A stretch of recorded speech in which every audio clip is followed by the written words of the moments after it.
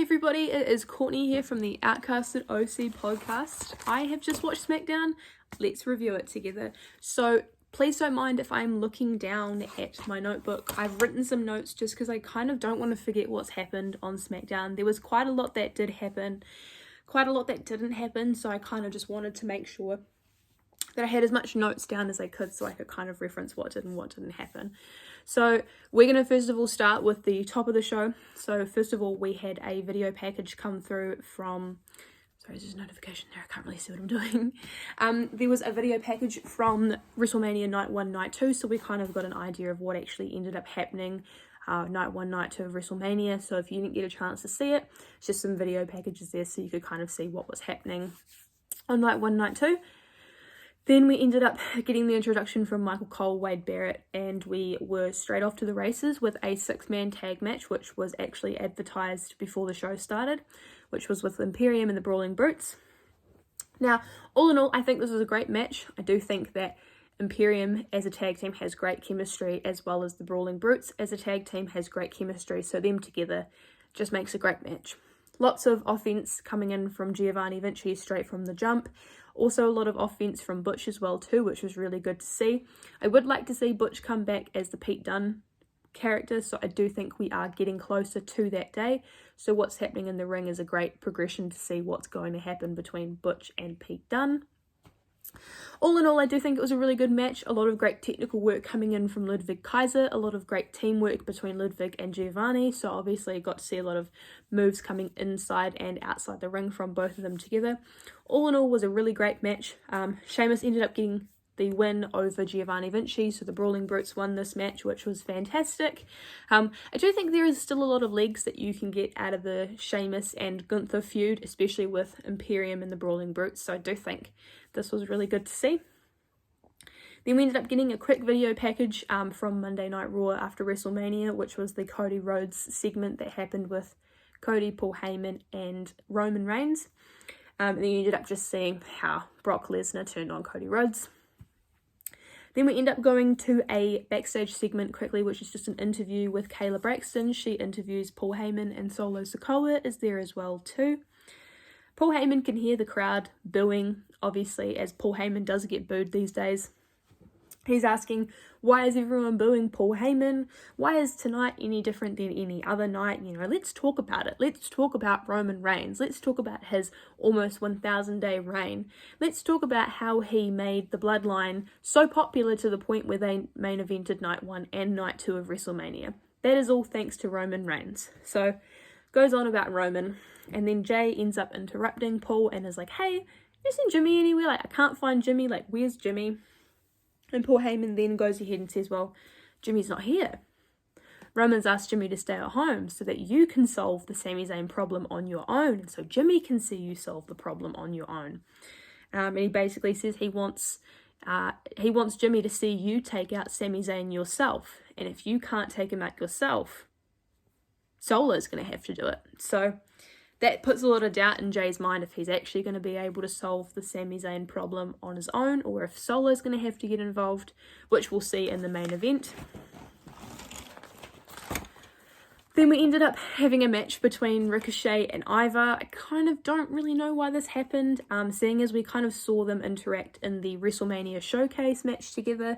Nonetheless, it's still good to see them in the show. Their tag partners were banned from ringside, so Braun Strowman couldn't come out, and so Eric couldn't come out as well too. Sorry, I'm just readjusting my camera. Except for Valhalla. Valhalla came out. Don't really know why. If you want the entire tag team to be taken away, I feel like you should take away the manager as well too, but nonetheless, it's a good match. Lots of top rope moves from Ricochet and a lot of power moves coming in from Ivar. Ricochet did end up getting the win though, which was really good to see.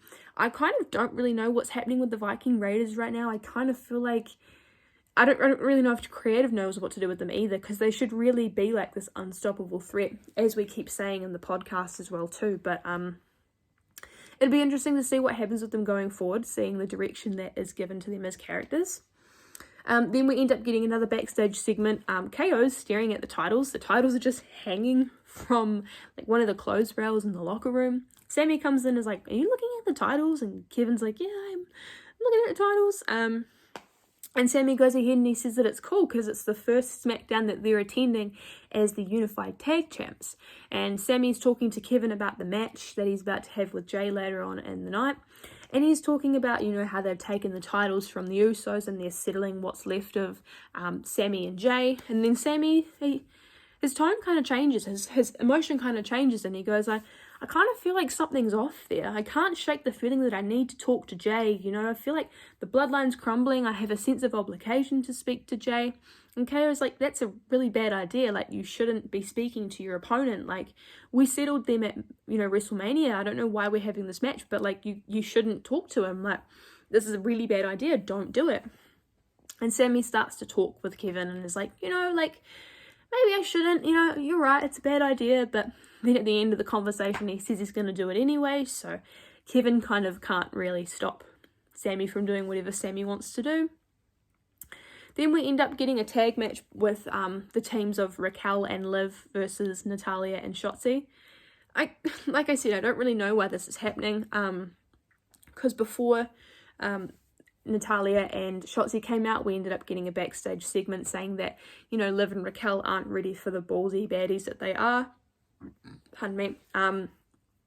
Yeah, I don't know. Really odd, really strange. Don't really know why it happened. And then we ended up seeing a graphic for Monday Night Raw basically saying that Becky and Lita are having a tag match with Raquel and Liv for the titles.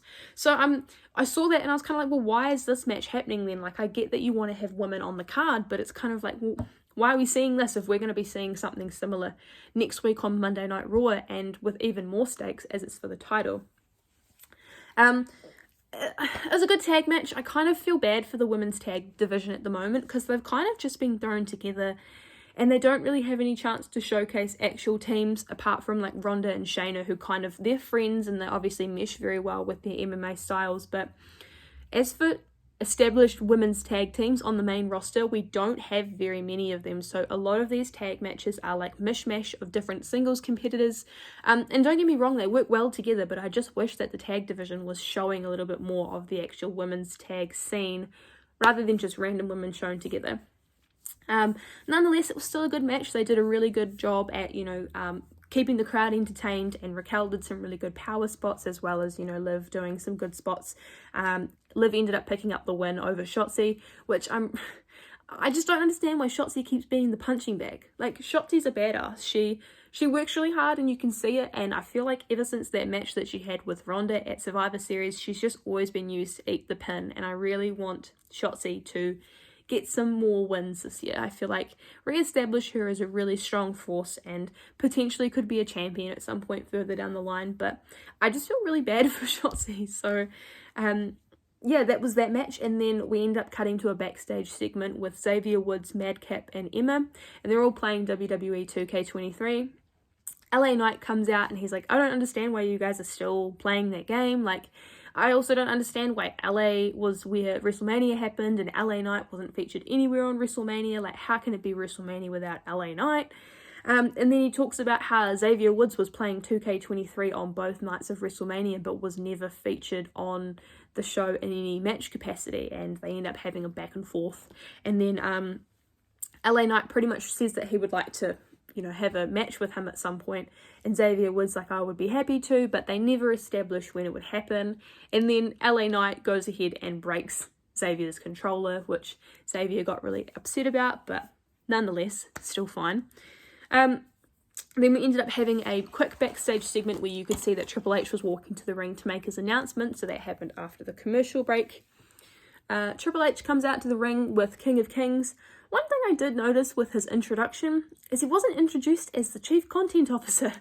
He was just introduced as a Hall of Famer. And I don't know if that's something that we need to pick up on, or if that's something that just went over a lot of people's heads. But if he's writing the show and he's coming out to do an introduction, you would think he would come out as the Chief Content Officer, not just a Hall of Famer. I did read earlier that Vince McMahon did get to see the creative plans and did get to make some changes before it was ultimately put to air. So maybe that was a change that was made. But nonetheless, I think Triple H is still running creative, but I'll talk about that at the very end. So Triple H comes out, he gets a lot of chants. I will say that I don't think that I heard very many Fire Vince chants. Maybe they tried to quieten them down on the TV, but yeah, I didn't see very many of those. So pretty standard introduction at the beginning. He welcomes everyone to SmackDown. He says there's nothing in the world like WrestleMania. You know, it's a place where hearts are broken and dreams are fulfilled. He talks about the attendance record that was set at WrestleMania of 161,000. Goes ahead and talks about the overall viewership from both nights, how it was 21.6 million. Talks about the high amount of sales, merchandise and sponsorship money that was made through WrestleMania, and he also goes and talks about how over all their digital platforms, they ended up amassing 1 billion views from WrestleMania, which, I mean, is understandable, it's WrestleMania. So, and then he ends up talking about he's looking forward to the future. And he said within the next coming weeks, WWE will be staging a WWE-wide draft, which is super exciting. I'm stoked for a draft. I think this is a really great thing. I think it gives people a chance from NXT to come up to the main roster. I think it also gives people a chance who have been on one brand for a specific amount of time, a chance to go to another brand, start fresh, get some new matchups. I think this is really exciting. I also can appreciate how we're doing it at this point of the year rather than doing it at Survivor Series time. I found over the last couple of drafts they've been happening more towards the tail end of October, which if we're having Survivor Series in November, it doesn't really give you much chance for you to stand for your brand, because Survivor Series happens 3 weeks after the draft. I feel like your allegiance towards Raw isn't really there if you've only been there for 3 weeks. So I think this is a really good opportunity for things to be shaken up, and I do think this is a way of Triple H hitting the hard reset button on everything in terms of creative. So I think this is a really great plan. And he basically goes ahead and he says that it's a night that changes people's futures and it changes people's destinies. This draft is going to be bigger than before. Everybody's eligible and it changes the game. So he pretty much makes it known that this draft is going to be great and it's going to be different. He then introduces the crowd to Rhea Ripley. She gets a really good crowd response as the new SmackDown Women's Champion. This is her first SmackDown coming back as the champion, so it's super exciting to see her in the ring. She ends up coming out with Judgment Day. As she's approaching the ring, Triple H shakes her hand and she gets a really good crowd response. And then he ends up having a chat with Judgment Day, just saying a few things before they make their way to the ring. Rhea grabs a mic and the first thing that she says is April 1st, 2023 will go down in history and as the night that I changed things forever. I did the impossible. I beat the 14-time champ Charlotte Flair. And she basically says how it's time to rise for Mami. So she ends up getting a big crowd reaction from that. She says it again. She says it's time to rise for the biggest star, the most feared woman, rise for, Mami. And she ends up getting a bigger crowd response that second time. She passes the mic to Finn Balor because Finn Balor's there as well too. Finn goes and talks about Edge. He said, what sort of sicko splits my head and gets away with it? He basically said, who's the real winner? I have 14 staples in my head. Edge is nowhere to be found and Finn is still standing. So he's obviously talking about the accident that happened in the ring at their Hell in a Cell match. So he's basically just talking about how Finn's head got split open and how Edge has been nowhere to be seen since the attack or since the match had happened. So and then he passes the mic to Dom, and Dom addresses his match with Rey Mysterio, or at least tries to, because the crowd is booing him so loud to the point where he can't even speak, and Damian Priest is like, are you all good? And Dom's like, yeah, I've got this, I'm fine, but you can tell he clearly can't say anything. He's super rattled by the reaction that he's getting. He goes ahead and he says that he decided not to show as much aggression as he wanted to towards his dad, and he's getting booed because obviously it's Rey Mysterio. And he goes, I can stay here all night, continues to get boos and gets the you suck chants. And he goes, you know who sucks? A man who lays his hands on his son. Did you not just remember that you were the one who challenged your dad to a match at WrestleMania? And now you're like, oh, well, you know who sucks? Someone who lays hands on their kid. Whatever. And he goes, I couldn't hurt my dad. I love him. And then obviously he's still getting boos from the crowd. And he goes, well, you and the rest of the family can go to hell. And then they end up getting a little video package after that. And then they end up cutting to the match with Rey Mysterio and Santos Escobar going up against Dominic Mysterio and Damian Priest. It's a good match. I reckon it was really good. One thing to note is that the LWO was around the ring supporting Rey and Santos, as well as, the rest of Judgment Day being there to support Damian and Dom. It's a great match all in all, and then Damian Priest ended up getting the win over Santos Escobar with a South from Heaven, which is his finishing move. So I think it was a really good match all in all. There's lots of good spots. Santos Escobar and Rey Mysterio did some moves together at the same time, which was quite cool. Then we end up getting some graphics for next Monday's Raw. So we end up finding out that The Miz is going up against Riddle next week, as well as Shinsuke Nakamura is coming back to SmackDown next week. I'm so excited for Shinsuke. I love Shinsuke. I think he's great. And we've definitely missed him on our TV. He had some visa issues, I believe, is what I had heard. So it'll be really exciting to see him back.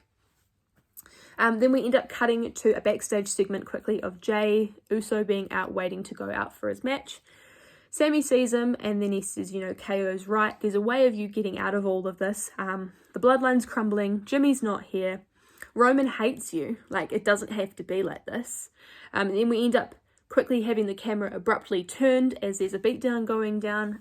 So Solo Sikoa's attacking Kevin Owens while Paul Heyman and Jey Uso just watch. Adam Pearce and Sami Zayn end up trying to get some medics and some trainers to come and help Kevin because he's in a really bad way. So yeah, that happened before the match. Cut from the commercial break, we come back, then it's the main event, which is Jey Uso versus Sami Zayn. Jey Uso comes out alone. There's no Solo, no Paul Heyman. So I think it kind of goes to show that in a sense, Jey Uso is on his own in the sense of, the bloodline's not going to really come here and support him all the time. And then we quickly have a quick interview between Kayla Braxton and Sami Zayn about Kevin Owens. And he says that he's more dangerous than before and that he's not the only person with a problem with the bloodline now because obviously you've beaten down on Kevin Owens. Sami's not going to be very happy about that. So the match was really good. Jay was on the attack straight away. He pretty much was like, well, the bloodline's crumbling and you know it. Great offense. This is what I wrote down. Great offense from Jay. Sami then had a takedown, so Sami throws Jay out of the ring. Solo comes down and starts trying to distract Sami, but also starting to see if Jay is going to be able to sort out the Sami thing on his own. He's watching from ringside. Then there was a superplex off the top rope by Sami, which looked really brutal. I would have hated to be on the receiving end of that, but it looked really good. And then Sami started trading blows. Then there was a super kick from Jay. Sami off the top rope right into a super kick. There was a cover 1-2. And then Jay, starts talking trash to Sami as he does. And then there was a exploder in the corner from Sami. A blue thunderbomb, and then he ends up catching Sami, and then they're on the top rope, end up getting some hits to the spine, which is pretty cool to see as well too. And then Solo ends up hitting Sami with a Samoan spike. Jay sees this, and then Jay ends up capitalizing off of it, ends up hitting him with a 1-2-3. So Jay got the win over Sami. And then Solo comes into the ring and is staring at Sami. Jay's just staring as well too, no one's really doing anything in terms of making anything happen.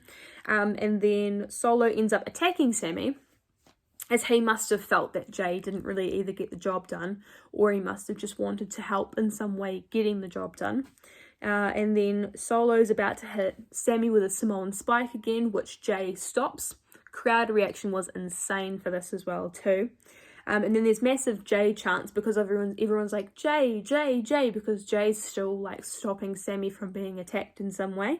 But then Jay ends up super kicking him, which completely defeats the point of him not being hit with a Samoan spike if you're going to get hit with a super kick.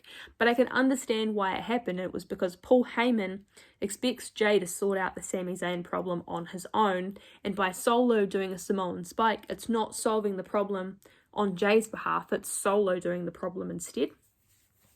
And then obviously Jay is trying to tell Solo to get a chair, get a chair, get a chair. And then whilst this is happening, Riddle comes out and makes the save.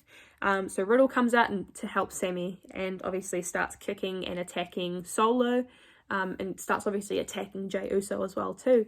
And that's kind of where the episode finishes. So it's very interesting to see that Matt Riddle's now coming to the assist of Sami Zayn. I wonder how they're going to show this in future, show the alliance that they have kind of thing. It's kind of hard to see what's going on with Matt Riddle at the moment, seeing as when he Like this time last year, he was so closely tied with Randy Orton, but maybe there's some form of plan there. I'm not really too sure, but I guess we have to wait and see. So all in all, I think it was a really good episode. This episode, compared to Monday Night Raw after Mania, this was a breeze to get through. And I found that within the first hour of the show, there was like at least 3 matches worth of wrestling, which is really good because as a wrestling fan, we obviously enjoy the promos and the backstage segments, I should say. But we also really enjoy the wrestling aspect, and I think having this in this episode was really good. Much more than we had on Monday Night Raw, which was really good to see. So I do think, in regards to creative, I do think Vince is still trying to have some input in some way. You can tell that this was definitely an episode of SmackDown that was, it was created by Triple H. It's got Triple H's fingerprints all over it in terms of how much wrestling was within the first hour, especially. If you think about when Vince runs it, there's normally not that much wrestling in the first hour. It's mostly promos and backstage segments. So it was really good to see.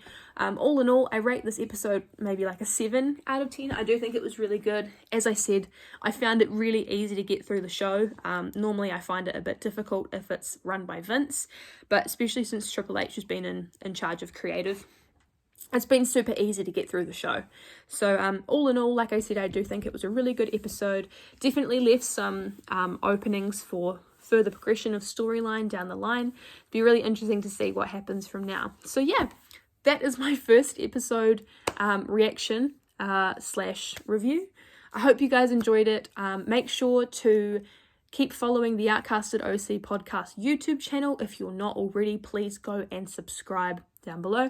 We're also on TikTok and Instagram, so make sure you go and follow us there, and go and follow our individual members of the podcast as well too, so you can see what we're up to and follow our content, as well as finding out when we're going to be releasing new episodes of reviews and more podcasts. So yeah, if you enjoyed it, make sure you like and comment down below, and make sure you give us all a follow and subscribe to the YouTube channel. I'll see you guys later. Bye!